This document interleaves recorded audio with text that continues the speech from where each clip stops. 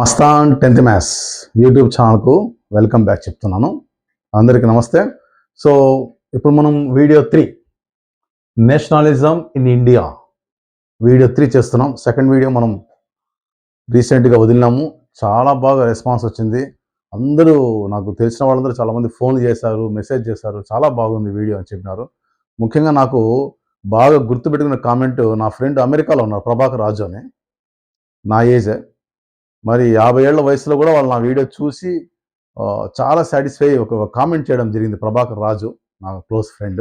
So ఏం పెట్టారంటే comment, priceless session dear Mastan, very fortunate day to listen and realize the power of Gandhi's సత్యాగ్రహం movement in depth. విలువ కట్టలేనటువంటి session ఇది. Very fortunate day. ఈరోజు చాలా అదృష్టంగా భావిస్తున్నాను ఈ లెసన్ వినడము. ఏం లెసన్? సత్యాగ్రహం మీద డెప్త్గా ఈ లెసన్ వినడము, గాంధీ సత్యాగ్రహం మీద వినడం నేను చాలా అదృష్టంగా భావిస్తున్నాను ఈరోజు అని చెప్పి నా ఫ్రెండ్ ప్రభాకర్ రాజు మెసేజ్ పెట్టడం. ఆయనే కాదు, చాలామంది ఫ్రెండ్స్ నా కామెంట్ సెక్షన్లో నాకు పర్సనల్గా ఫోన్ చేసి చెప్పారు. సో అందరికీ చాలా చాలా థ్యాంక్స్ అండి. నన్ను ఈ విధంగా ఎంకరేజ్ చేసే అందరికీ థ్యాంక్స్ చెప్పుకుంటూ, మీ ఎంకరేజ్మెంటే నాకు మరిన్ని వీడియోలు, మరింత శక్తిని, మరింత బలాన్ని, మరింత ఉత్తేజాన్ని ఇస్తుందని చెప్పి ఆశిస్తూ మనం కంటిన్యూ చేసుకుందాం. సో ముందు ప్రతిరోజు చెప్తున్నట్టు, మస్తాన్ 10th మ్యాథ్స్ అనే యూట్యూబ్ ఛానల్ ద్వారా 10th క్లాస్ వాళ్ళకు మ్యాథ్స్ చెప్పడమే కాకుండా వాళ్లకు అదనంగా సోషల్ స్టడీస్ కూడా చెప్తున్నాను. ఎందుకు సోషల్ స్టడీస్ చెప్తున్నాను? చాలామంది బైహార్ట్ చేసుకుని వెళ్ళిపోతున్నారు సబ్జెక్ట్ తెలియకుండా అనే ఉద్దేశంతో. వాళ్ళకి సబ్జెక్ట్ తెలియజేస్తే 10th బ్యాక్గ్రౌండ్, ఇంటర్మీడియట్ బ్యాక్గ్రౌండ్ మీదే మనకు ఫ్యూచర్లో జనరల్ స్టడీస్ కింద Indian history excellent, Indian history compulsory competitive ఎగ్జామ్స్లో వస్తుంది. కాబట్టి ఇప్పుడు ఫౌండేషన్ బాగా వేస్తే నీకు ఫ్యూచర్ కూడా ఉపయోగపడుతుంది అనే ఉద్దేశంతో నా సబ్స్క్రైబర్స్కి 10th మ్యాథ్స్తో పాటు సోషల్ కూడా ఫ్రీగా చెప్పాలని నిర్ణయించుకొని ఆ రోజు నుంచి వీడియోస్ చేస్తున్నాను. This is video number 3. Okay, let us start. ఏం చెప్పాం? మహాత్మా గాంధీ యొక్క సత్యాగ్రహం చెప్పడం జరిగింది. ఒకసారి జస్ట్ రివైజ్ చేస్తున్నాం. మీరు నిజంగా విని ఉంటే మీకు గుర్తు రావాలా. 1915 ఇండియాకు వచ్చాడు. 1917 బీహార్, చంపారణ్, తోటల పెంపకానికి వ్యతిరేకంగా. నెక్స్ట్ 1917లోనే గుజరాత్, ఖేడా జిల్లా, దేనికి? రెవెన్యూ రిలాక్సేషన్కి, పన్ను వసూళ్లు సడలింపు కోసం. నెక్స్ట్ 1918 అహ్మదాబాద్, నూలు మిల్లులు, కాటన్ మిల్స్, రైతుల కోసం, కార్మికుల కోసం ఈ ఉద్యమాలు చేశారు. దేని ద్వారా చేశారు? సత్యాగ్రహం అనేటువంటి పోరాటాన్ని ఎంచుకోవడం జరిగింది. సత్యాగ్రహం అంటే ఏంటి, అది ఎలా ఉంటుంది, ఆ పోరాటం యొక్క ఉద్దేశం ఏంటి, అవన్నీ మొత్తం క్లియర్గా నేను సెకండ్ వీడియోలో చేశాను. సెకండ్ వీడియో చూడకుండా ఈ వీడియో చూడొద్దు. అఫ్కోర్స్ లింక్ లేనప్పటికీ, దీని లింక్ లేదు, ఇది ఫ్రెష్ టాపిక్ అయినప్పటికీ, సెకండ్ టాపిక్ మీరు చూడలేదంటే, సత్యాగ్రహం మీరు చూడలేదని, మహాత్మా గాంధీ యొక్క సత్యాగ్రహం చూడలేదంటే నువ్వు హిస్టరీని చదవడం వేస్ట్ అని. ఓకే, సో ఆ టాపిక్ చదవండి, తర్వాత ఈ టాపిక్ కంటిన్యూ చేస్తాం. Okay, thank you. Let us continue. So ఇప్పుడు మహాత్మా గాంధీ గారు సత్యాగ్రహం నమ్ముకొని మొత్తము ఉత్తర భారతదేశంలో తిరుగుతా వచ్చారు. అనేక మంది ప్రజలను ఉద్యమానికి, తర్వాత వీటన్నిటికీ ఆయన ప్రోత్సాహం చేసుకుంటూ, ఉత్తేజపరుస్తూ, ర్యాలీలు చేసుకుంటూ ఆయన పోరాటాలు సాగిస్తూ వచ్చారు. ప్రజల్లో ఒక చైతన్యం వచ్చిన తర్వాత నెక్స్ట్ ఈ ఉద్యమము, ఈ పోరాటము ఉద్ధృత స్థాయిలో జరుగుతుంది అటువంటి అనుమానంతో నీకు ప్రభుత్వం ఏం చేస్తుంది? ఏ ప్రభుత్వం అండి? బ్రిటిష్ ప్రభుత్వం. మరి వాళ్ళు ఏం చేశారంటే, ఈ సత్యాగ్రహులను భయపెట్టాలా,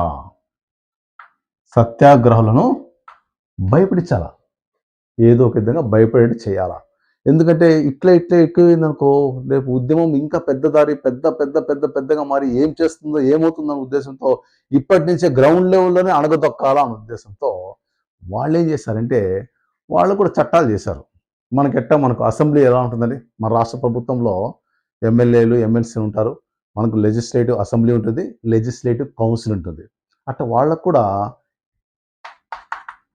ఇంపీరియల్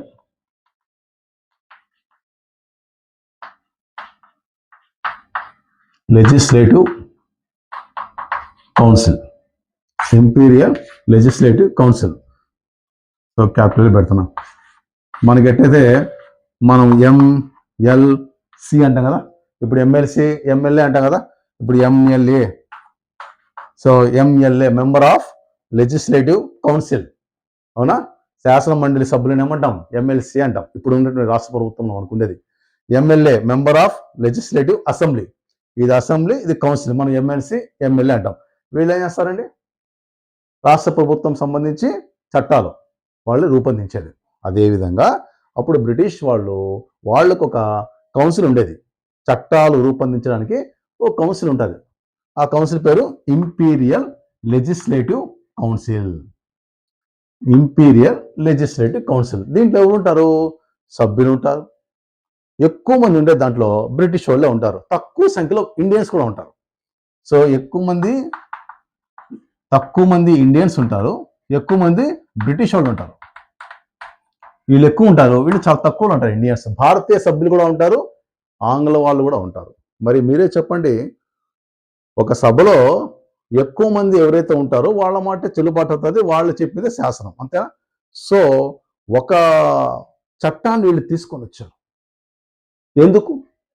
ఈ సత్యాగ్రహాలను అణగదొక్కాలా, వాళ్ళకు భయాన్ని కల్పించాలా, లేకుంటే ఈ సత్యాగ్రహం దారిలో ఈ పోరాటాలన్నీ బాగా విజయం అయ్యే కొద్ది చెప్పా కదా, బీహార్లోకి వెళ్ళిపోయినాడు, చంపారన్ స్టార్ట్ చేశారు, చంపారంలో, గుజరాత్లో ఖేడాలో పోయినారు, తర్వాత అహ్మదాబాద్లో నూలు మిల్లు కార్మికులది, ఇంకా రకరకాల కార్మికుల యొక్క సమస్యలు, రైతుల యొక్క సమస్యలు ఎప్పుడైతే ప్రజల్లో ఒక రకమైన చైతన్యం తెచ్చి ఆయన పోరాటాలు చేసుకుంటూ పోయినాడు మహాత్మా గాంధీ. చేసుకుంటూ పోతే ఏమవుతుంది, ప్రజల్లో ఎప్పుడు చైతన్యం వచ్చిందో ఒక రియలైజ్ అవుతారు. ఆ రియలైజ్ చేసి ఆ పోరాటానికి మద్దతుగా వెళ్తూ ఉంటే ఆ పోరాటం ఇంకా ఉద్ధృత స్థాయిలో వచ్చేసి అందరూ సమైక్యంగా కానీ పోరాడితే ఇది ఏ స్థాయిలో వెళ్ళిపోతున్న భయంతో బ్రిటిష్ వాళ్ళు ఏం చేశారు? ఒక చట్టాన్ని తీసుకొని వచ్చారు. ఆ చట్టం తీసుకురావాలంటే ఎవరు? Imperial legislative council. దాంట్లో అదొక కౌన్సిల్, అదొక మనకు అసెంబ్లీ లాగా, మనకు అసెంబ్లీ పార్లమెంట్ లాగా ఏ విధంగా ఉంటుందో వాళ్ళది చట్టాలు రూపొందించేటువంటి సభ అనుకోండి. ఏదది? Imperial legislative council. ఆ సభ ద్వారా చట్టాన్ని రూపొందించినారు. ఏం చేశారు? ఆ చట్టంలో ఏం చేశారంటే, రాజకీయంగా మనం ఏం చేస్తాం, మనం కూడా మనకి ఏదైనా చేయాలా, రాజకీయంగా కొన్ని సభలు పెడతాం, లేక ర్యాలీలు పెడతాం. ఓకే, సో అవి చేయకూడదు అని చెప్పి వాళ్ళు బ్రిటిష్ వాళ్ళు ఇంపీరియల్ లెజిస్లేటివ్ కౌన్సిల్ ద్వారా మీరు ర్యాలీలు చేయకూడదు అని చెప్పి చట్టం తెచ్చారు. అదేవిధంగా ఎవరినైనా సరే జైల్లో వేసేయచ్చు. పొలిటికల్గా ఎలాంటి కార్యక్రమాలు చేయకూడదు, రాజకీయంగా. ఆ విధంగా జైల్లో వేస్తే వాళ్ళు ఏమంటామంటే రాజకీయ ఖైదీలు అంటాం.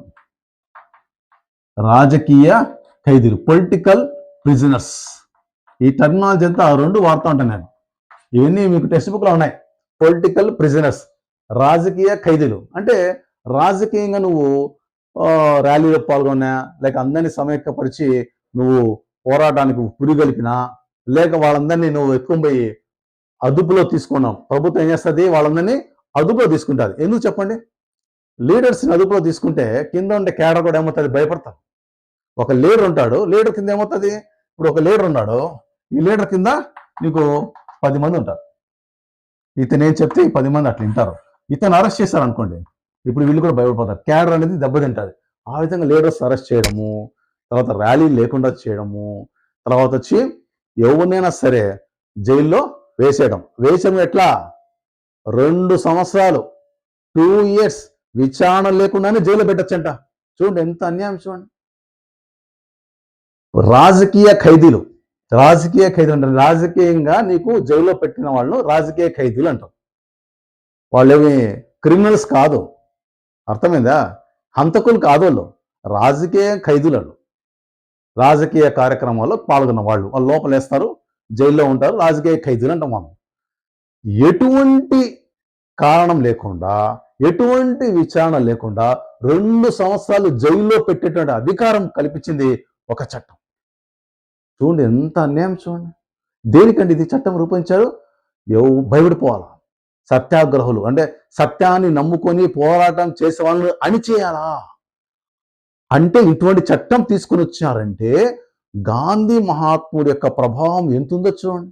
ఒక చట్టాన్ని వాళ్ళు రూపొందించారంటే ప్రజలు ఎంత చైతన్యవంతం చూసారు చూడండి ఒకసారి. మరి ఇటువంటి చట్టం ఏంటంటే రౌలట్ చట్టము అంటాం.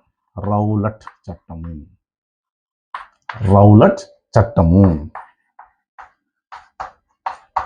Rowlatt act. ఒక చట్టం తీసుకుని రౌలట్ చట్టము 1919వ సంవత్సరం తీసుకొని వచ్చారు. 1919వ సంవత్సరంలో రౌలట్ చట్టాన్ని ఇంపీరియల్ లెజిస్లేటివ్ కౌన్సిల్ ఆమోదించడం జరిగింది. మన భారతీయ సభ్యులు కూడా దాంట్లో ఉన్నారు. ఎక్కువ మంది ఆంగ్లేయులు ఉన్నారు.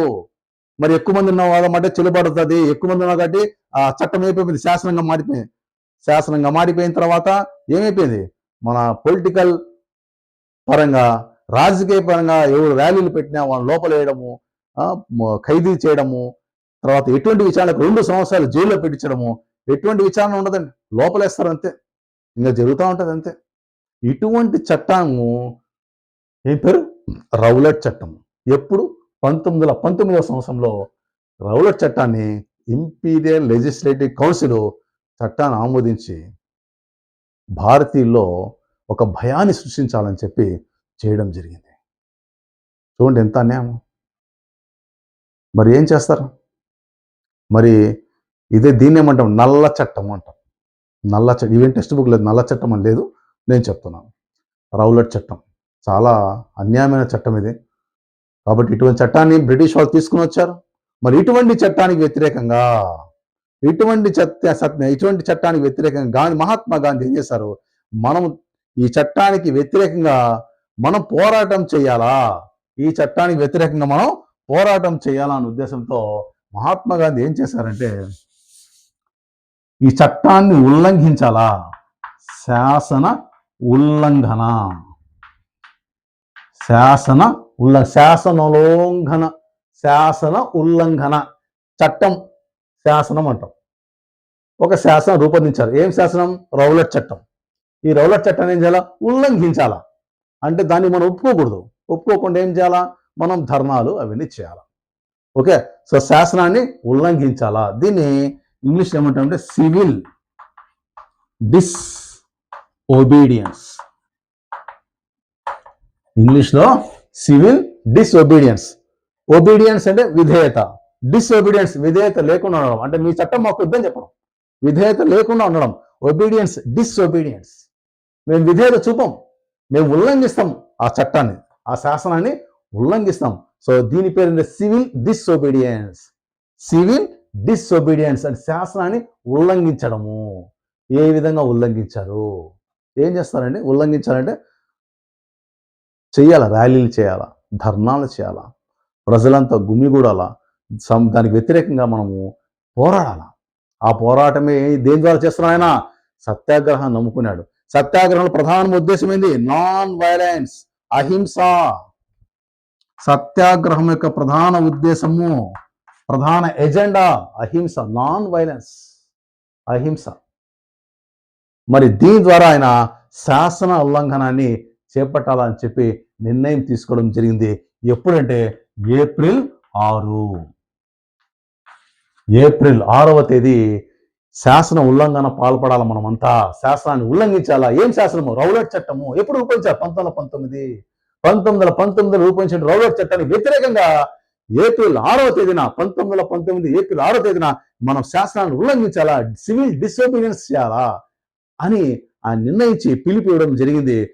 అప్పటి నుంచి మనకు హర్తాళ్ అన్నాడు. హర్తాళ్, తెలుగులో ఇటు రాస్తారు హర్తాళ్. హర్తాళ్, అప్పుడు హర్తాళ్ అంటాడు. హర్తాళ్ అంటే ఏం లేదు, స్ట్రైక్ అని, బంద్కు మనం పిలిపిస్తారు చూడండి. ఇప్పుడు రాజకీయ పార్టీలు, వేరే సంఘాలు, ఆ సంఘం ఈ సంఘం ఏదో కొన్ని సంఘాలు ఇప్పుడు కూడా ఏం చేస్తారు? బంద్కు పిలిపిస్తాయని రాస్తారు, పేపర్లో చూస్తుంటారు. బంద్కు పిలిపివ్వడం, లేకపోతే సమ్మె చేయడం, ధర్నాకు దిగడం, ఇవన్నీ పిలుపులు ఉంటాయి.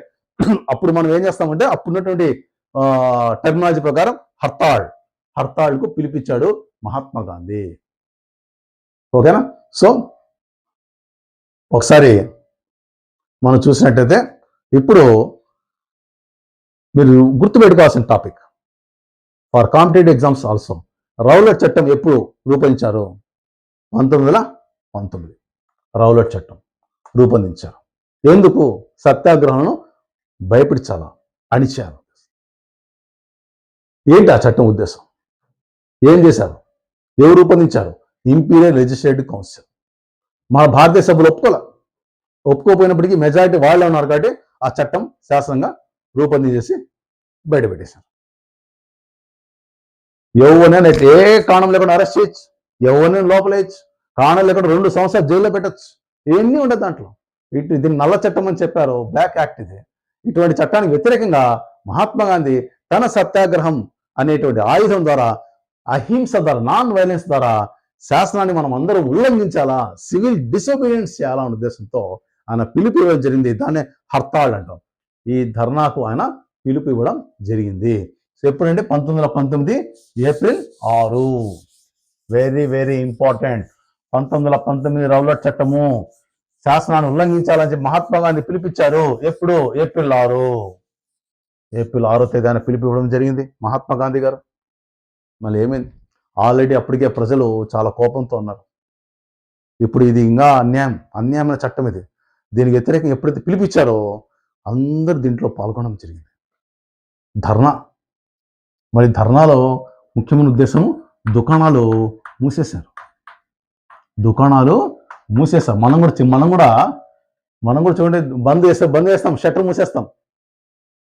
ఓకే. సో ఎప్పుడైతే మహాత్మా గాంధీ పిలిపించారో దానికి ఆయన ఆ పిలుపుకు మద్దతుగా దుకాణాలు మూసేశారు. చాలా చోట్ల బందులు పాటించారు. దుకాణాలు మూసేశారు. ఇంకా ఏం చేశారు?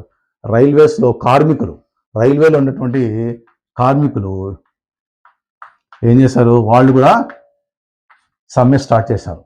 స్ట్రైక్ వాళ్ళు కూడా స్టార్ట్ చేశారు సమ్మె. దుకాణాలు మూసేశారు. రైల్వేలో ఉన్న కార్మికులు ఏం చేశారు? వాళ్ళు కూడా సమ్మెకు దిగినారు. చాలా చోట్ల బంద్ నిర్వహించడం జరిగింది. ఇవన్నీ చూసి ఈ రైల్వే నెక్స్ట్ ఇప్పుడు టెలిగ్రాఫ్ అంటాం. దీన్ని ఇప్పుడు మనం చూడండి, మనకు సమాచార వ్యవస్థ, కమ్యూనికేషన్ సిస్టమ్ ఇప్పుడు ఎట్లా ఉంది? మనకు అందరూ ఇంటర్నెట్ వచ్చింది, టీవీలు వచ్చినాయి, కంప్యూటర్లు వచ్చినాయి, ఫోన్లు, మొబైల్ ఫోన్స్ వచ్చినాయి. ఇవన్నీ కమ్యూనికేట్ సిస్టమ్. ఇది అంటే కమ్యూనికేషన్ ఎలా జరుగుతుంది ఒక చోటు నుంచి ఒక చోటికి? ఇప్పుడైతే మొబైల్ ఫోన్స్ వాడుతున్నాం. ఒకప్పుడు ల్యాండ్ లైన్స్ ఉన్నాయి. అంతకు ముందు కమ్యూనికేషన్ సిస్టము టెలిగ్రాఫ్. అప్పుడు ఇళ్లకు టెలిగ్రామ్ వస్తానది. ఏమైనా అర్జెంట్ మెసేజ్ కావాలంటే అప్పుడు టెలిగ్రామ్ వస్తానది. ఇప్పుడులాగా మళ్ళీ ల్యాండ్ లైన్స్ వచ్చినాయి. ఓకే. మళ్ళీ ఇప్పుడు సెల్ ఫోన్స్ వచ్చినాయి, కంప్యూటర్లు వచ్చినాయి. మెసేజ్లు అంతా ఎట్ట కొడతారు? మెయిల్ ద్వారా అట్ట పంపించేస్తారు ఇప్పుడంతా. దీన్ని కమ్యూనికేషన్ సిస్టమ్ అంటాం. అప్పుడు కమ్యూనికేషన్ సిస్టమ్ దేని ద్వారా వస్తానది? టెలిగ్రాఫ్ వ్యవస్థ, టెలిగ్రాఫ్ అంటాం. ఈ టెలిగ్రామ్స్ కానీ అవి కానీ టెలిగ్రాఫ్ వ్యవస్థ ద్వారా వస్తానది. ఈ రైల్వేస్, టెలిగ్రాఫ్ ఇవి సమాచార వ్యవస్థలు, ఇవి కమ్యూనికేషన్ సిస్టమ్స్. ఇవన్నీ ఒక చోటు నుంచి మరో చోటికి సమాచారాన్ని దేనైనా చేరవేసేటువంటి వ్యవస్థలు అవి. ఈ వ్యవస్థ, సమాచార వ్యవస్థలన్నీ ఎక్కడ ఇవి ఇబ్బంది పడతాం మనము, ఇవి కనుక ఇబ్బంది అయితే మనం ఇబ్బంది పడతామని బ్రిటిష్ వాళ్ళు ఆలోచించడం స్టార్ట్ చేశారు. బంద్ చేసుకుంటూ పోయినారు. తర్వాత వచ్చి దుకాణాలు మూసేశారు. కార్మికులు కొన్ని చోట్ల స్ట్రైక్ చేశారు. అందరూ మద్దతు ఎక్కువ పెరిగిపోయింది. మద్దతు పెరిగిపోయి కమ్యూనికేషన్ సిస్టమ్ మీద కూడా ఈ యొక్క హర్తాళ్ ప్రభావము, మహాత్మా గాంధీ ఇచ్చినటువంటి శాసన ఉల్లంఘనం, సివిల్ డిసోబీడియన్స్ యొక్క ప్రభావము ఎక్కువైపోయి సమాచార వ్యవస్థ మీద అంతటి మీద పడడంతో బ్రిటిష్ వాళ్ళు భయపడడం జరిగింది. మళ్ళీ భయపడి ఏం చేశారు? ఎట్టన్నా అణగదొక్కాలా? చట్టం పెట్టినారు. చట్టానికి వ్యతిరేకంగా వీళ్ళు పిలిపించి రోడ్లలో కానీ, ర్యాలీలు కానీ, ఇవి కానీ అవి కానీ చేసుకుంటూ పోయినారు. బందులు చేశారు, స్ట్రైకులు చేస్తూ ఉన్నారు. మళ్ళీ ఎట్టైనా అణగదొక్కాలనే ఉద్దేశంతో మళ్ళీ వీళ్ళు ఏం చేశారు? తెలిసిన విషయం మీద అణగదొక్కాలంటే లీడర్స్ని ఫస్ట్ అరెస్ట్ చేస్తారు. లీడర్స్ అరెస్ట్ చేశారు, ఇంకా కొంతమంది అరెస్ట్ చేశారు. అట్లా భయపడించడం జరిగింది. తర్వాత అమృతసర్లో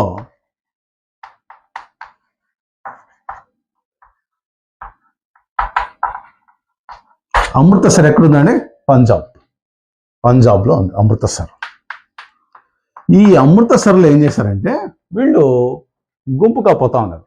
ర్యాలీ అంటే గుంపే కదండి, ర్యాలీగా పోతా ఉన్నారు. మొత్తం సత్యాగ్రహులంతా ర్యాలీగా పోతూ ఉన్నారు. పోతున్నప్పుడు ఏం చేశారంటే పోలీసు వాళ్ళు గుంపులుగా ఉన్నటువంటి వీళ్ళ మీద ఫైరింగ్ చేశారు, కాల్పులు జరిపారు. పోలీసులు కాల్పులు చేశారు. ఈ సంఘటన ఎప్పుడు జరిగిందంటే ఏప్రిల్ 10, 10th ఏప్రిల్. ఏప్రిల్ 10వ తేదీ ఏమైందంటే అమృతసర్లో వీళ్ళంతా ర్యాలీగా గుంపులుగా పోతా ఉన్నప్పుడు పోలీసులు ఏం చేశారు, ఆ గుంపుల మీద ఏప్రిల్ 10వ తేదీన వీళ్ళు కాల్పులు చేయడం జరిగింది. కాల్పులు చేశారు, మొత్తం బయడిపోయినారు. గుర్తుపెట్టుకోండి, రౌలట్ చట్టం ఏర్పడింది 1919. గాంధీజీ శాసన ఉల్లంఘనకి సివిల్ డిసోబీడియన్స్ ఎప్పుడు పిలిపించాడు? ఏప్రిల్ 6, 1919. ఏప్రిల్ 6న గాంధీజీ హర్తాళ్కు, అంటే దట్ మీన్స్ స్ట్రైక్ ఆర్ బంద్, శాసన ఉల్లంఘనానికి పిలిపించడం జరిగింది ఏప్రిల్ 6. ఏప్రిల్ 10వ తేదీ ఏమైందంటే వీళ్ళు ర్యాలీగా పోతా ఉంటే గుంపులుగా ఉన్నటువంటి ఆ యొక్క ర్యాలీ మీద పోలీసులు అమృతసర్, పంజాబ్లో ఉన్నటువంటి అమృతసర్ అనేటువంటి ఏరియాలో పోలీసులు ఏప్రిల్ 10వ తేదీ కాల్పులు చేశారు. మరి కాల్పులు చేసినప్పుడు ఏమవుతుందండి, ప్రజల్లో ఇంకా ఎక్కువైపోయింది, ఈ హింసకు దారి తీయడం జరిగింది. ప్రజల్లో ఒక రకమైనటువంటి ఒక భావన వచ్చేసింది. ఒక పక్కన హింస, ఇంకో పక్కన ప్రజలు ఇంకా రెచ్చిపోవడం జరిగింది. కాల్పులు చేస్తే ఎట్లుంటుంది, ఒక పక్క భయం ఉంటుంది, ఇంకో పక్క రెచ్చిపోవడం ఉంటుంది. అప్పుడు ఇంకా అణగదొక్కాల ఉద్దేశంతో ఏం చేశారంటే అప్పుడు మార్షల్ లాను ప్రవేశపెట్టడం జరిగింది. మార్షల్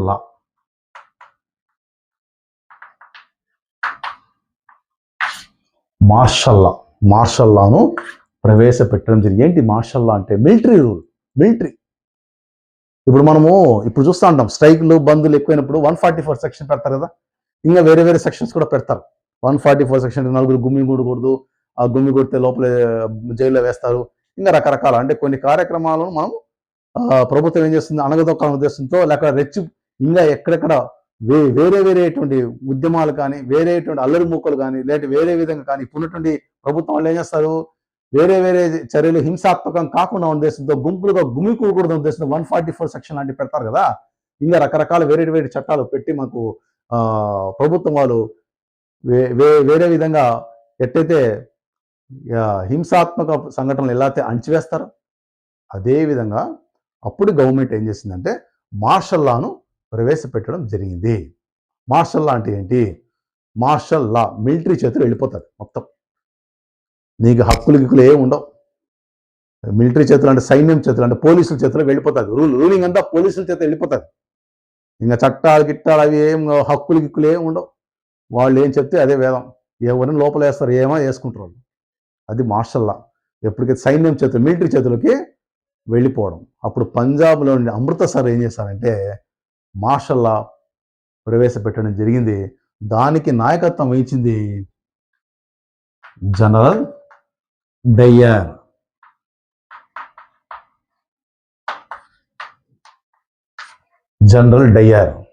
మిలిటరీ వాళ్ళు కాబట్టి జనరల్ మాట వాడతాం. జనరల్ డయ్యర్ నాయకత్వంలో మార్షల్ లాను ప్రవేశపెట్టడం జరిగింది. That is very important. ఎక్కడ? అమృతసర్లో.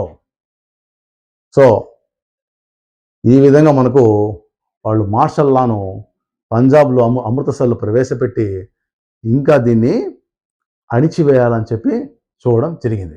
ఓకే, సో గుర్తుందా అండి? మీరు గుర్తుపెట్టుకోవాల్సింది ఇక్కడ ముఖ్యంగా 3 పేర్లు. ఒకటి జనరల్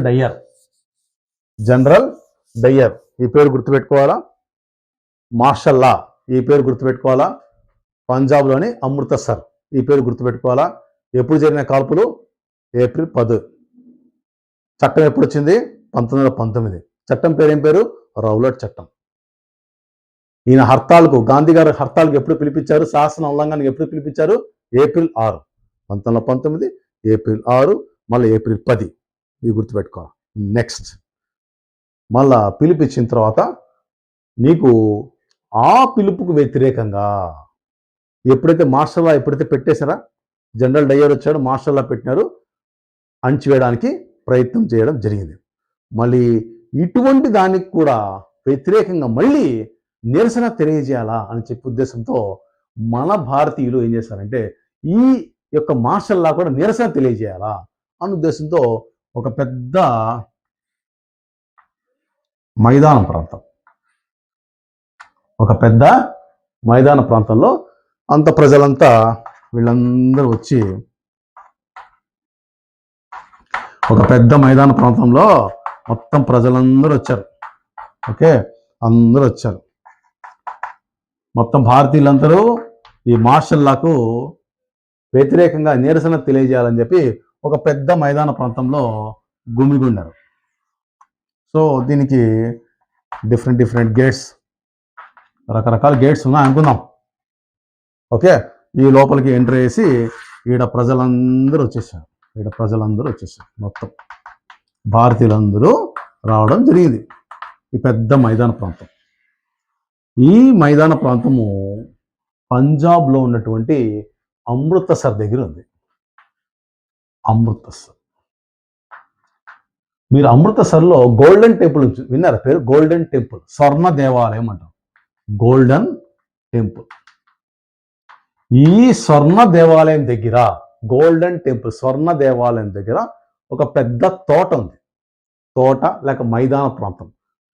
తోటను హిందీలో ఏమంటాం అంటే బాగ్ అంటాం. బాగ్ అంటే తోట లేక మైదాన ప్రాంతం. ఇది తోట అన్నమాట, పెద్ద తోట, మైదాన ప్రాంతం. ఎక్కడుంది? అమృతసర్. దేని దగ్గరలో ఉంది ఇది? స్వర్ణ దేవాలయం, గోల్డెన్ టెంపుల్ దగ్గరలో ఉంది. ఇదంతా ఎక్కడుంది? పంజాబ్ రాష్ట్రంలో ఉంది. ఓకే, ఏమైంది? ఎప్పుడైతే మార్షల్లా ప్రవేశపెట్టినాడు జనరల్ డయ్యర్ నాయకత్వంలో, ఎప్పుడైతే మార్షల్లా అమలు చేశారో దానికి వ్యతిరేకంగా నిరసన తెలియజేయాలని, కేవలం నిరసన తెలియజేయాలనే ఉద్దేశంతో ఈ యొక్క తోట ప్రాంతంలో భారతీయులందరూ కలిసి నిరసన తెలియజేయాలని గుమిగూడడం జరిగింది. ఈ తోట పేరే జలియన్ వాలాబాగ్.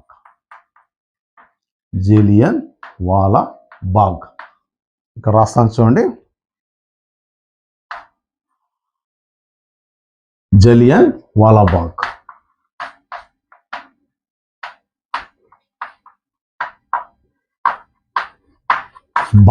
బాగ్ అంటే తోట. జలియన్ వాలాబాగ్. ఈ ప్రాంతంలో నీకు అందరు గుమిగొన్నారు. మరి చూడండి, సరే నిరసన వ్యక్తం చేయడానికి వచ్చారు. ఆ టైంలో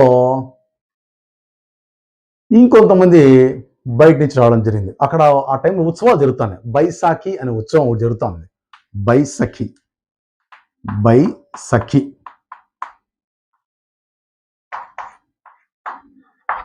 బైసాఖి అంటారు, లేక బైసఖి. ఈ బైసఖి అనే ఉత్సవాలు సంవత్సరానికి ఒకసారి జరుగుతుంటాయి అక్కడ ఆ ప్రాంతంలో. బైసఖి అనే ఉత్సవాలు. ఆ ఉత్సవాలు కూడా వేస్తే మామూలుగా ఇప్పుడు మన జాతర ఉన్నాయండి. జాతరకి ఏమవుతుందంటే ఉన్న ఊరిలో కాకుండా పక్క ఊరి నుంచి వస్తారా, పక్క ఊరి నుంచి వస్తుంటారు. ఆ ఊరి నుంచి ఈ ఊరి నుంచి దగ్గర ఊళ్ళు అంతే వస్తారు జాతర కూడా. ఆ విధంగా అక్కడ కూడా సంవత్సరానికి ఒకసారి బైసాఖి ఉత్సవాలు జరుగుతూ ఉంటే పక్క ఊరి నుంచి కూడా కొంతమంది వచ్చారు.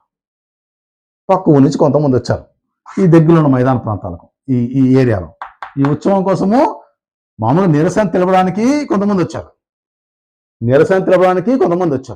ఇంకొంతమంది బైసాఖి అనే ఉత్సవాలు జరుగుతున్నాయి అప్పుడు బయట నుంచి కొంతమంది వచ్చారు. ఇంకొంతమందికి విషయమే తెలియదు, మామూలుగా వస్తా పోతా ఉంటారు కదండి. ఇప్పుడు మనకు ఒక విషయం జరిగింది. ఇప్పుడు కమ్యూనికేషన్ సిస్టమ్ వల్ల చాలా బలంగా ఉంది. ఒక ప్రాంతంలో ఏమైనా జరిగితే వెంటనే మనకు నెట్ ద్వారానో లేక మనకు మెయిల్స్ అది దాని ద్వారా మొత్తం తెలిసిపోతుంది. పలానా చోట పలానా జరుగుతుంది, అక్కడ పోవద్దని. పలానా చోట ధర్నా ఉంది, పలానా చోట ఫైరింగ్ జరుగుతుంది, పలానా చోట ఇంకో సెక్షన్ 144 సెక్షన్ మీద ఆడికి చెప్తా ఉంటాం. ఆ విధంగా అప్పుడు కమ్యూనికేషన్ సిస్టమ్ బలంగా లేదు కదా, తెలియదు కదా. అక్కడ మార్షల్లా ఉండే విషయము చాలా మంది తెలియదు. బయట ప్రాంతం వాళ్ళకు, బయట ఉన్నటువంటి ఈ ప్రాంతం వాళ్ళకు ఇక్కడ ప్రాంతం ఉంది, ఈ ప్రాంతం వాళ్ళకి ఇక్కడ మార్షల్లా ఉంది, ఈ ప్రాంతంలో ఉంది వాళ్ళకి తెలీదు. వాళ్ళు కూడా వచ్చారు. సో చూడండి, మూడు రకాలు చెప్తున్నాం. ఒకటి, ఇక్కడ నిరసన తెలపడానికి కొంతమంది వచ్చారు. ఇంకొంతమంది బైసాఖి అనే ఉత్సవం కోసము కొంతమంది ఎంటర్ అయినారు తెలియక. ఇంకొంతమంది అసలు ఇక్కడ మార్షల్లా ఉందే తెలియదు అసలు విషయం, ఆ ఊర్లోకి ఎంటర్ అయిపోయినారు. సో మొత్తం మీద ఇక్కడ ఎంటర్ కావడం జరిగింది. ప్రాంతం పేరు Jallianwala Bagh. Very very important. Jallianwala Bagh. Jallianwala Bagh అనే పేరు లేనిదే ఇండియన్ హిస్టరీ లేదు, మోడర్న్ ఇండియన్ హిస్టరీ, ఆధునిక భారతదేశ చరిత్ర. అంత ఇంపార్టెంట్ వర్డ్ అది, Jallianwala Bagh. Okay, so లోపలికి వచ్చారు. ఓయమ్మ, ఇంతమంది వచ్చేసారు ఈ ఊర్లో. మార్షల్లా పెట్టినా కూడా ఇంతమంది గుమిగూడే విషయము మనకు తెలుస్తుంది. ఏమని నిరసనకు వచ్చారు, తెలియక కొంతమంది వచ్చారు, ఉత్సవాలకు వచ్చారు. ఇవన్నీ ఏం తెలుస్తా వాళ్ళకంతా? ఓయమ్మ, ఇన్ని వేల మంది గుమిగూడినారు ఏది మార్షల్లా ఉన్నప్పటికీ అనేటువంటి భయము బ్రిటిష్ వాళ్ళకు వచ్చేసింది. ఏమైపోతుందో అనేటువంటి ఇది ఒక భయాన్ని కలపాలా, ఇంకా భయాన్ని సృష్టించాలని జనరల్ డయ్యర్ ఏం చేశారంటే ఎంటర్ వేసి ఈ గేట్లన్నీ మొత్తం మూసేశారు. ఈ గేట్లు అన్నీ మూసేశారు. ఈ గేట్లన్నీ మొత్తం వీడన్నీ మూసేశారు. అన్నీ మూసేసి లోపలంతా ప్రజలు ఉన్నారు. ఈ గేట్లన్నీ మూసేసి మిలిటరీ లోపలికి వెళ్ళింది, మొత్తం పోలీసు వాళ్ళు అంతా లోపల ప్రజలు ఉన్నారు. ఇష్టం వచ్చినట్టు కాల్పులు చేశారు, ఇష్టం వచ్చినట్టు ఫైరింగ్, కాల్పులు చేశారు, ఇష్టం వచ్చినట్టు కాల్పులు చేశారు. గేట్లు మూసేసి కాల్పులు చేసి చనిపోయారంటే వాళ్ళంతా క్రూరులు అర్థం చేసుకోండి. గేట్లు మూసేసి కాల్పులు జరిపినారు. ఆ కాల్పుల్లో మన భారతీయులు 100 మంది ప్రాణాలు కోల్పోవడం జరిగింది. రక్తపాతం సృష్టించాడు జనరల్ డయ్యర్. 100 మంది భారతీయులు ప్రాణాలు కోల్పోయినారు. వేల మంది భారతీయులు క్షతగాతులు లేపినారు. అంటే రకరకాలుగా వాళ్ళ అవయాలు కోల్పోవడము, దెబ్బలు తినడము, రకరకాల క్షతగాతులు అంటాం. వేల మంది భారతీయులు క్షతగాతులు లేపినారు. 100 మంది భారతీయులు ఈ ఇన్సిడెంట్లో చనిపోవడం జరిగింది. ఎప్పుడు జరిగింది ఈ సంఘటన అంటే ఏప్రిల్ 13, 1919 ఏప్రిల్ 13 మన చరిత్రలో మర్చిపోయిన రోజు, చీకటి రోజు, చాలా బాధాకరమైన రోజు. 1919 ఏప్రిల్ 13 జలియన్ వాలాబాగ్ ఉదంతం జరిగింది.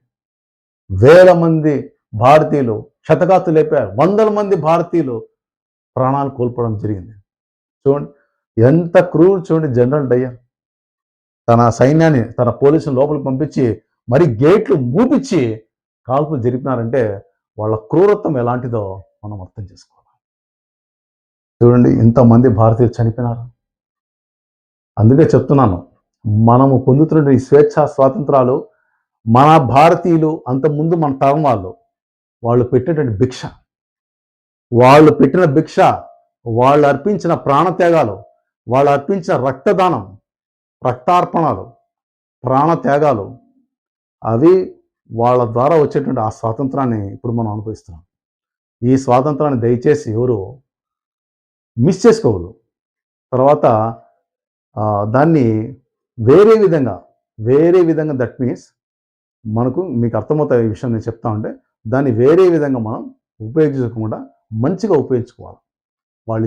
వాళ్ళ ద్వారా మనం పొందిన స్వాతంత్రం, వాళ్ళ రక్తం చిందించి ప్రాణత్యాగాలు చేసి వచ్చిన స్వాతంత్రాన్ని మనము హింసకు తావి ఇవ్వకుండా మంచి మార్గంలోనే మనం మన స్వాతంత్రాన్ని అనుభవించితేనే వాళ్ళ ఆత్మకు శాంతి కలిగినట్లు లెక్క.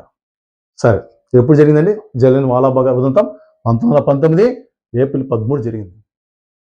ఇంతమంది ప్రాణాలు కోల్పోయినా మరి ప్రాణాలు కోల్పోతే గమ్మనుంటారా చెప్పండి? ఇంకా ఎక్కువైపోయింది.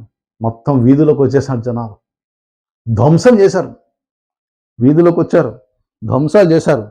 ఆస్తులు, ప్రభుత్వ ఆస్తులు, తర్వాత వచ్చి రైల్వే ఆస్తులు, బిల్డింగ్స్ అన్నది ఈ సంఘటన ఏం చేసింది? వాళ్ళు ఏమనుకుంటున్నారు? భయం సృష్టించాం అనుకుంటున్నారు. ఇంతమంది 100 మంది చనిపోయి వేల మంది ఎప్పుడైతే క్షతగాతులు అయిపోయినారో భారతీయుల్లో ఇంకా కోపం ఎక్కువైపోయింది. రగిలిపోయినారు, వీధుల్లోకి వచ్చేసారు.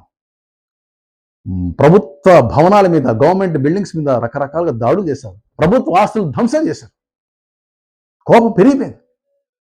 రైల్వేస్ ధ్వంసం చేశారు. ఇంకా రకరకాలుగా చేసేటప్పటికి మళ్ళీ వీళ్ళని అణగదొక్కాల. ఇంకా కొన్ని క్రూరమైనటువంటి చర్యలు ప్రభుత్వము చేయడం జరిగింది. ఇంకా క్రూరంగా తయారైపోయింది గవర్నమెంట్, బ్రిటిష్ గవర్నమెంట్. ఇంకా క్రూరంగా చేయాలా, ఇంకా వీళ్ళు ఇంత చేసే భయపడడం లేదే, ఇంకా క్రూరమైన చర్యలకు ప్రభుత్వము పురిగొల్పింది. చేయండి. వీధిలో పోతూ ఉంటారు మనోళ్ళు, బలవంతంగా పట్టుకోవడం, బలవంతంగా పట్టుకొని వాళ్ళ ముక్కులను నేలపై రుద్దిపించడం.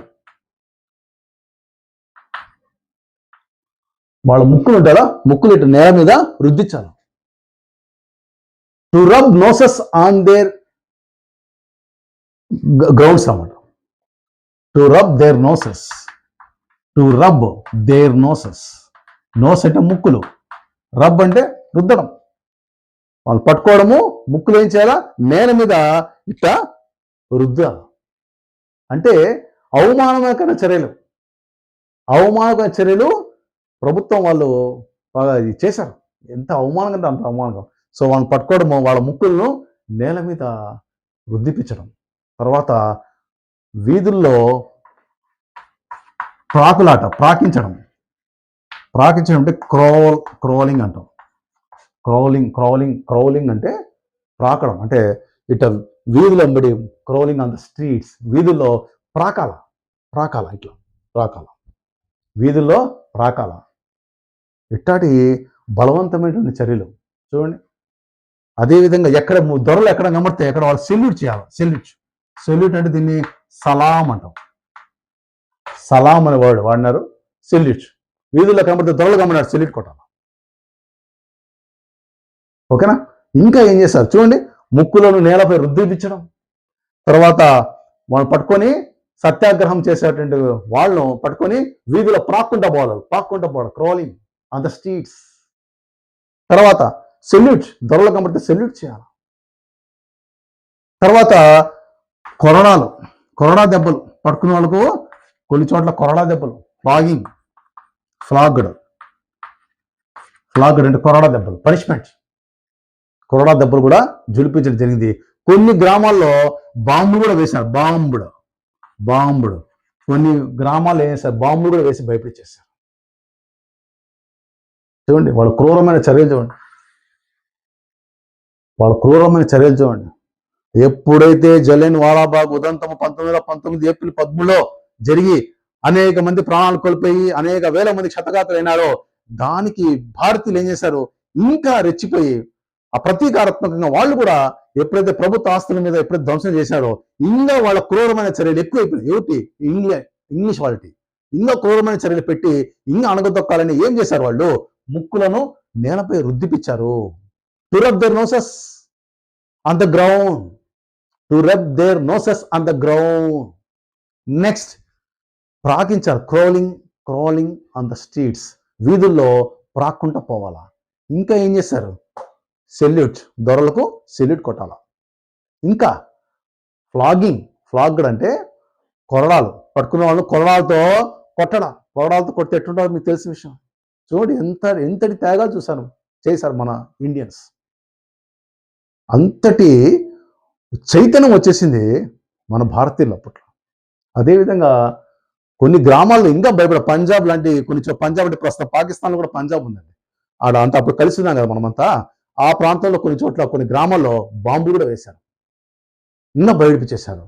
సో ఇంతటి క్రూరమైన చర్యలకు ఎప్పుడైతే బ్రిటిష్ ప్రభుత్వం పాల్పడిందో, అనేక రకాలుగా ఇబ్బంది పెట్టిందో, ఇండియన్స్ ఎట్ట భయపడించాలని చూసా, ఇంకా హింసాత్మక చర్యలు ఎక్కువతో వచ్చినాయి. వీళ్ళు తొక్కడము, హింస పెరగడము, ఇంకా పెరగడం. ఎప్పుడైతే హింస పెరుగుతూ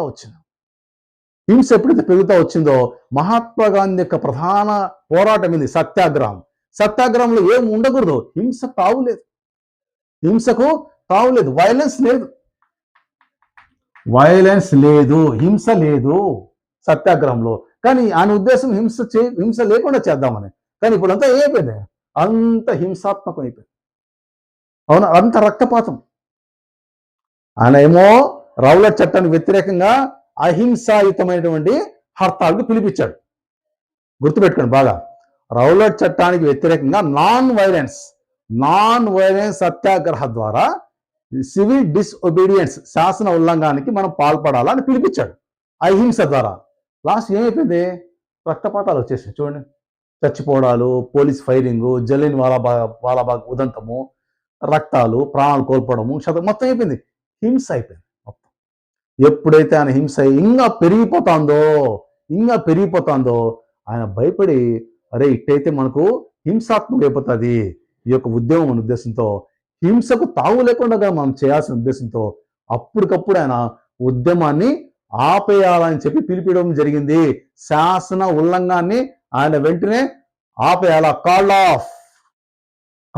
ఆఫ్ వెంటనే ఉద్యమాన్ని ఆపేయాలని చెప్పి పిలిపించడం జరిగింది. ఓకే, ఈ విధంగా ఈ శాసన ఉల్లంఘన ఉద్యమం, రౌలట్ చట్టానికి వ్యతిరేకంగా జరిగిన శాసన ఉల్లంఘన ఉద్యమం ఆపేయడం జరిగింది. ఎందుకు? హింస ఎక్కువ కావడంతో, హింసకు మనం వ్యతిరేకం కదా అని గాంధీజీ గారు వెంటనే ఆ స్ట్రైక్ని కాల్డ్ ఆఫ్ చేశారు, ఆ హర్తాల్ని కాల్డ్ ఆఫ్ చేశారు. ఆడికి ఇది రౌలట్ చట్టం యొక్క ఇది. సో చూడండి ఎంత జరిగిందో. మీకు కేవలము నేను టెక్స్ట్ బుక్లో ఉన్నటువంటి మ్యాటర్ మాత్రం చెప్తున్నా, ఇంకా దీని గురించి ఇంకా డీటెయిల్గా ఉంది. Intermediate history, degree history, PG history, competitive హిస్టరీలో ఇంకా డీటెయిల్గా ఉంది. అంత డీటెయిల్గా చెప్తే మీకు ఇబ్బంది పడతారు. నేను ప్రతి పాయింట్ టెక్స్ట్ బుక్లో ప్రతి పాయింట్ కవర్ చేస్తాను. మీరు ఒకసారి చూడండి, మీరు ఒకసారి ఇప్పుడు నా టాపిక్ వింటారు కదా, ఖచ్చితంగా మీరు టెక్స్ట్ బుక్ తీయండి, ఈ టాపిక్ చదివేయండి. వాడు ఏమడిగా మీరు రాసేస్తారు. నేను చెప్పింది గుర్తుపెట్టుకున్నారంటే వాడు ఏమని అడిగిన హిస్టరీలో మీరు రాసేస్తారు. ఎందుకంటే నేను చెప్పింది మళ్ళీ చెప్పి మీ మెదళ్ళు అట్టే చూపిస్తున్నా. దీనికి ఎవరో కాదు, చాలా మంది నా స్టూడెంట్స్ ఉన్నారు, వాళ్ళే 10 రోజుల తర్వాత నాకు మళ్ళీ అప్పచెప్తారు, సార్ సత్యాగ్రహం అంటే ఇట్లుంటుంది, దాంట్లో ప్రతీకారం లేదంట, దౌర్జన్యం లేదంట, హింస లేదంట, శారీరక బలం లేదంట అని వాళ్ళు చెప్తారు. ఆ విధంగా నేను చేశాను, నాకు నమ్మకం అయితే ఉంది. సో మీరు ఈ టాపిక్ విన్న వెంటనే ఏం చేయాలా? టెక్స్ట్ బుక్ చూడాలా, నెక్స్ట్ ఏమేమి క్వశ్చన్ దాంట్లో వస్తాయి. మీకు ఆల్రెడీ ప్రైవేట్ స్కూల్స్లో, గవర్నమెంట్స్ అన్నింటిలో మెటీరియల్స్ ఉంటాయి, అందరి దగ్గర మెటీరియల్స్ ఉన్నాయి. వెంటనే చదివేసి చూడుకుని రాసేసేయండి, గుర్తుండిపోతుంది. ఓకే, మనం ఎగ్జామినేషన్ పాయింట్ ఆఫ్ వ్యూలో కాదు, మార్క్స్ పాయింట్ ఆఫ్ వ్యూలో కాదు, సబ్జెక్ట్ రావాలి మీకు. ఎప్పుడైనా సరే సబ్జెక్ట్ నేర్చుకున్నారంటే ఎప్పటికైనా షైన్ అయిపోతారు. ఓకే, ఇదండి. సో దీంట్లో ముఖ్యంగా గుర్తుపెట్టుకోవాల్సింది చెప్పండి ఏంటి? రౌలట్ చట్టం ఎప్పుడు? 1919. ఓకే, ఏంటి? ఎవరైనా జైల్లో పెట్టచ్చు 2 ఏళ్ల పాటు. దీనికి వ్యతిరేకంగా గాంధీజీ ఏం చేశారు? అహింసా పద్ధతి ద్వారా శాసన ఉల్లంఘనం చేయాలి, సివిల్ డిసోబీడియన్స్ చేయాలి పిలిపించాడు. హర్తాళ్ అంటాం, సమ్మె చేశారు. అమృతసర్లో కాల్పులు జరిపినారు. ఎప్పుడు పిలిపించింది ఆయన? ఏప్రిల్ 6 పిలిపించారు. అమృతసర్లో పోతా అంటే పోలీసులు ఫైరింగ్ చేశారు. ఎప్పుడు? ఏప్రిల్ 6, ఏప్రిల్ 10, 2 డేట్స్ గుర్తుపెట్టుకోండి. ఫైరింగ్ ఎవరి నాయకత్వము? జనరల్ డయర్ నాయకత్వంలో మార్షల్ లా పెట్టడం జరిగింది. Martial law that means military law అని. మళ్ళీ జలియన్ వాలాబాగ్ ఉదంతం జరిగింది. ఎప్పుడు? ఏప్రిల్ 13. That's all. 1919 ఏప్రిల్ 13.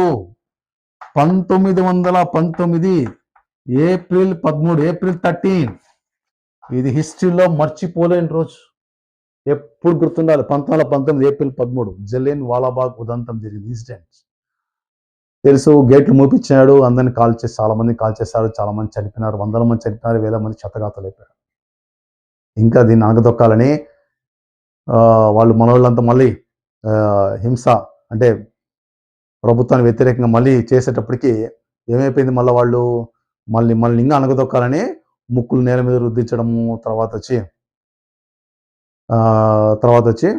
ముక్కులు నేల మీద రుద్దించడం కాకుండా ఇంకా ఏం చేస్తారు వాళ్ళు? బాంబింగ్ చేసడము, అదే గ్రామాల్లో బాంబులు వేయడము, కొరడా దెబ్బలు చూపించడము, సెల్యూట్ కొట్టడము. ఓకే, తర్వాత ఏం చేస్తారు? ప్రాకించడము, యూదులపై ఇవన్నీ చర్యలు చేసి అనగదొక్కాలని చూశారు. ఈ విధంగా ఏమైపోయింది? ప్రతి చోట హింస పెరిగిపోవడంతో మహాత్మా గాంధీ ఏం చేశారు? ఈ ఉద్యమాన్ని కాల్డ్ ఆఫ్ అంటే నిలిపివేయాలా అని చెప్పి పిలుపు ఇవ్వడం జరిగింది. ఇది రౌలట్ చట్టం. మీకు అందరికీ అర్థమైంది అనుకుంటున్నా. బాగా వినండి, అర్థం చేసుకోండి. మీకు డౌట్స్ ఉన్నాయి కామెంట్ సెక్షన్లో పెట్టండి, నేను చెప్తాను. ఏం సార్ మ్యాథ్స్ చెప్పరా అని అడగచ్చు. నాకు ఇప్పుడు ఎక్కువ కామెంట్స్ సోషల్ స్టడీస్ ఇంకా బాగా ఇంట్రెస్ట్గా ఉంది సార్ అంటున్నారు. కాబట్టి ఈ హాలిడేస్లో, ఈ దసరా హాలిడేస్ ఉన్నాయి కాబట్టి ఈ హాలిడేస్లో కొద్దిగా సోషల్ కవర్ చేద్దాం ఉద్దేశం చెప్తున్నాను. మళ్ళీ మ్యాథ్స్ క్లాస్ మామూలుగా కంటిన్యూ అవుతూ ఉంటుంది మ్యాథ్స్ క్లాసు. సో మీరు చేయాల్సిన పని ఒక్కటే, నా ఫ్రెండ్స్, నా రిలేటివ్స్, నా స్టూడెంట్స్, నా శ్రేయోభిలాషులు ఎలా అయితే నన్ను ఎంకరేజ్ చేస్తున్నారో, సబ్స్క్రైబర్స్ అందరూ మీరు ఏ విధంగా అయితే నన్ను ఎంకరేజ్ చేస్తున్నారో అదే విధంగా మీరేం చేయాలి, మీ ఫ్రెండ్స్కు, రిలేటివ్స్కు, వాళ్ళకు వీళ్ళకి అంతా పంపించి నాకు సబ్స్క్రైబర్స్ పెంచే బాధ్యత మీరు తీసుకోవాలా, చెప్పే బాధ్యత నేను తీసుకుంటాను. Okay, thank you. సబ్స్క్రైబ్ చేయడం మర్చిపోదు please. Like and share. Okay, thank you. Bye. మీ మస్తాన్ భాష.